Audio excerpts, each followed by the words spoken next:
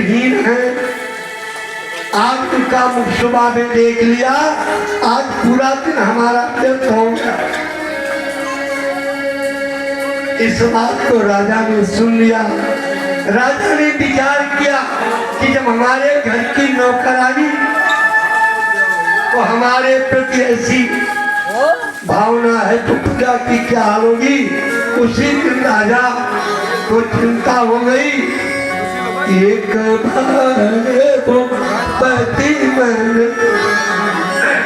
एक बार भूपति मन मारी, एक बार भूपति मन मारी, भगवानी मोरे सुन नाई, भगवानी मोरे सुन नाई। गुरु गृह गए तुरंत वही पाला, गुरु गृह गए तुरंत वही पाला, गुरु गृह गए तुरंत वही पाला, गुरु गृह गए तुरंत वही पाला। चरण लागी करी विनय विशाला, चरण लागी करी विनय विशाला। निज दुख सुख, निज दुख सुख सब गुरु ही सुनायो, निज दुख सुख सब गुरु ही सुनायो। तब वशिष्ठ बहु विधि समझायो, तब वशिष्ठ बहु विधि समझायो, तब वशिष्ठ बहु विधि समझायो। धरऊ धीर, धरऊ धीर हुई है सुतचारी, धरऊ धीर हुई सुतचारी। भुवन विदित भुवन विदित भगत भरहारी, भुवन विदित भगत भरहारी। कहा राजा तुम एक पुत्र के लिए चिंतित हो। तुम्हारे 4 पुत्र होंगे, जिसमें से एक पुत्र संसार का पालनहार भगवान का अवतार होगा। जाओ तुम यज्ञ कराओ। कहा महाराज किससे यज्ञ कराऊं? कहा ऋषि श्रृंगी के पास जाओ। ध्यान देना, द्वापर में बड़ी गूढ़ बात है, लोग नहीं समझ पाते। द्वापर में समीक ऋषि के पुत्र थे श्रृंगी ऋषि, और त्रेता में उत्कल ऋषि के पुत्र थे ऋषि श्रृंगी। ऋषि श्रृंगी के पास गए, बताया हमारी यज्ञ कराइए।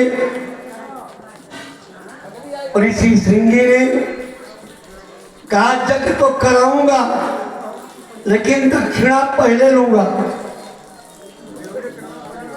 कहा महाराज बताओ दक्षिणा क्या लोगे? कहा अपनी बेटी शांता का विवाह हमारे साथ करो। शांता बेटी को हमें दे दो तो आपकी इज्जत करा दूंगा। अब यहाँ शंका हो गई, बहुत से लोग बैठे हैं कि राजा के तीनों रानियों से कोई संतान नहीं हुआ तो शांता कहाँ से आई?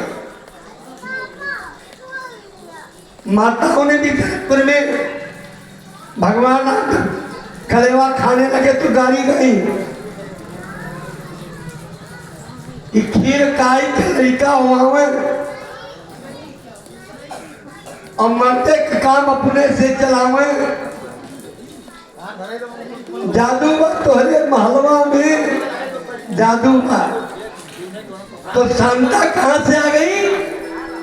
यह प्रश्न का कथा नहीं कहेंगे, केवल दो शब्द का सारांश दे कि आप जाने।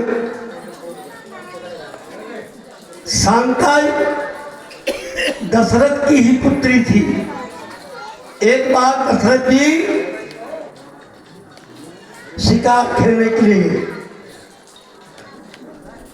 एक तालाब में पानी पीने लगे, जिसमें शंकर जी का श्राप था। कथा पीछे नहीं ले जाएंगे। पार्वती जी को खुश करने के लिए गोदी में बैठे थे। महात्माओं ने देखा पार्वती जी लज्जित हो गई। कहा बाबा जी आप बेलज्ज हो, सभी लोग देख रहे हैं तुम्हें गोदी में बैठा हो। देखा शंकर जी की पार्वती जी कुछ दुखी हैं। कहा पार्वती जाओ, इस क्षेत्र में, इस तालाब में जो भी व्यक्ति आएगा पुरुष, वो स्त्री हो जाएगा। चाहे पशु आवे चाहे मानव आवे, पुरुष से स्त्री हो जाएगा। यह बात श्रृंगी ऋषि केवल जानते थे, ऋषि श्रृंगी जानते थे। इसलिए राजा जी 16 साल की नारी हो गए। अब कौन मुंह लेकर के अयोध्या आवे? जंगल में अकेले भटक रहे थे। राजा दशरथ के एक परम मित्र थे,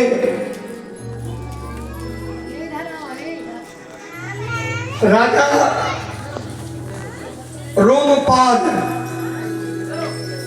रोमपाद ने उस स्त्री को देखा, मोहित हो गए, अपने महल में लाए और महल में ला करके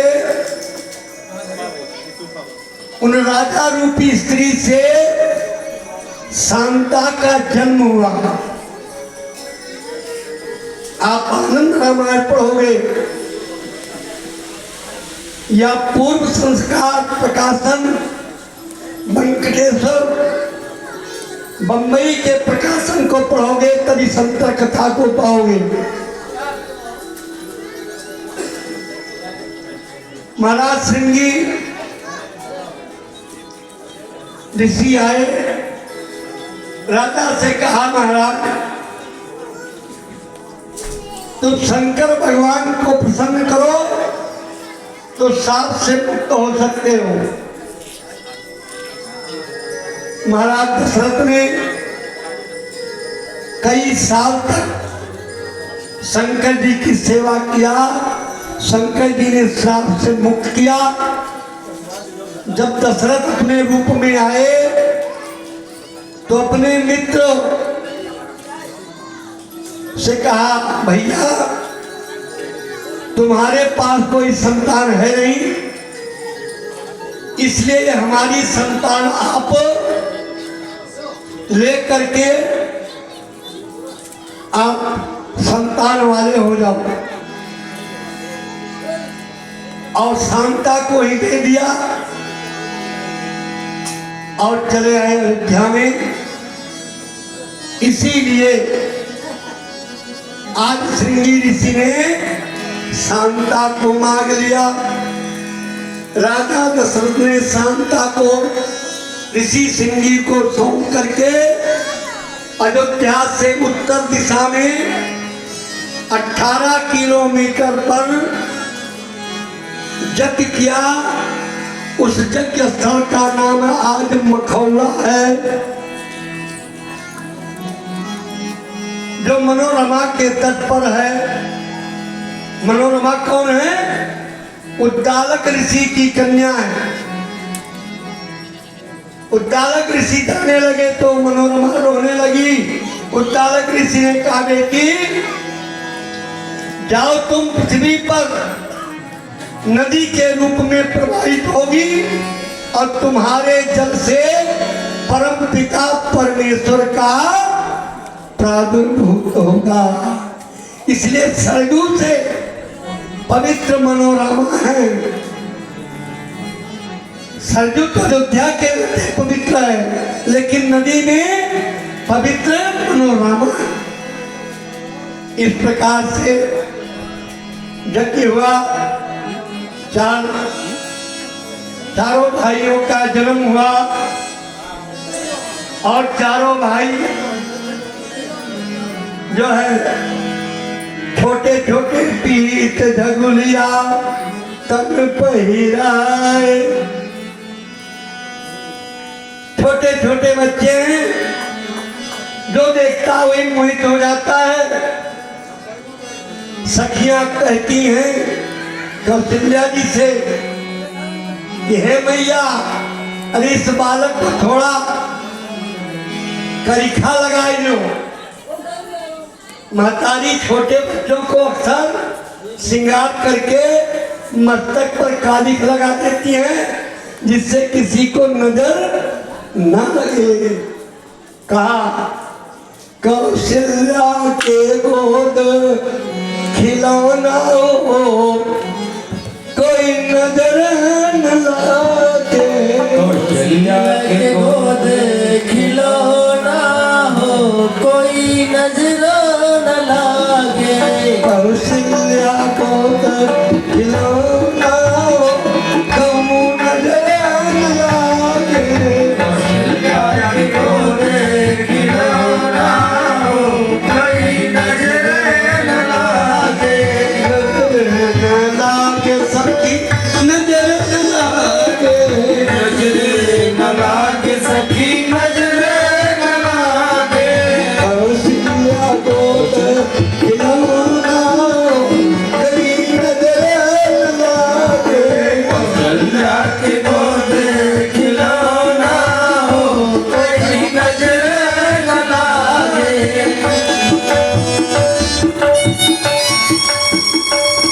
भैया एक कथा इसलिए सुना रहा हूँ, ये भगवान से आपका टिकट पूछ रहा हूँ कि कोई पिछड़ ना जाए कि हम पूछ नहीं पाए टाइम से। सभी लोग आ जाए, क्योंकि मौसम खराब था, इसलिए लोग देरी से आ रहे हैं।